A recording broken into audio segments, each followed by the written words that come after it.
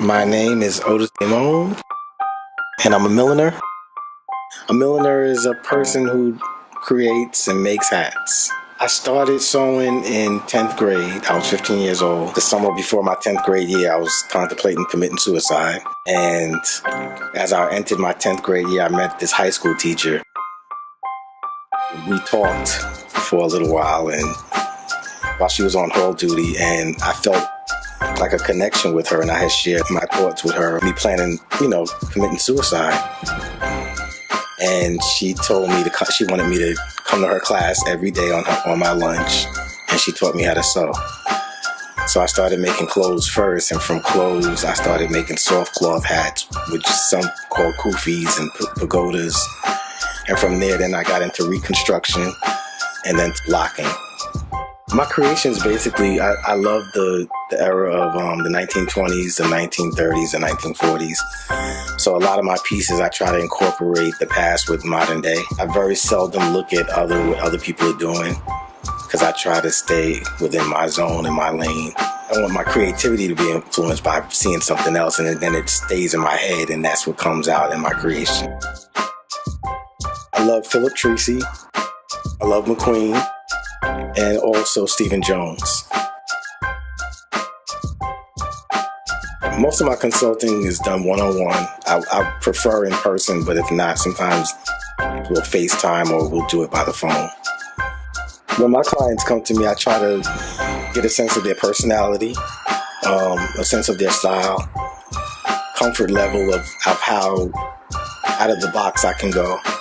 I look at the face structure to see if it's a round, oblong, to make sure if the hat's too narrow, if they have a round face, it's not gonna look right. So I keep all these things in mind. Right now I have the helmet hoodie collection as well as the bullet collection. Most of my clients, it varies in ages. Most of them, no quality of millinery. Some doctors, some lawyers, some teachers, grandparents, some just plain fashion plates most of the time. A typical day for me is hit the computer, check my emails, and then I'm in the design room for most of the day until like the wee hours of the morning of the next day. One of my biggest accomplishments, I was able to get 25 of my hats displayed on Fifth Avenue in Fortunoff with Mr. Fortunoff's Fine Jewelry. And that was back in the 90s.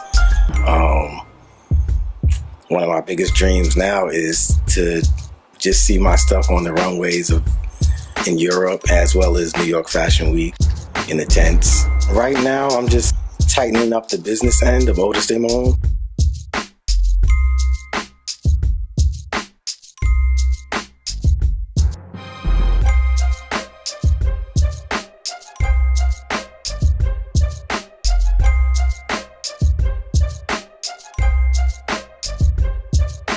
If there's anyone out there that's struggling with depression or thoughts of suicide, just know that there is help out there. There are professionals that can help you. Know that you're not alone. There's others out there like us. Every day is a challenge for me. Some days, I fail. But sometimes you have to find some coping mechanisms that will get you over that hump. There's medicine, there's nothing wrong with taking it if you need it. There's definitely a stigma in the Black community that mental health is like taboo, but it's real. We can't pray it away. We can pray about it for healing, but it's a sickness. And don't feel ashamed.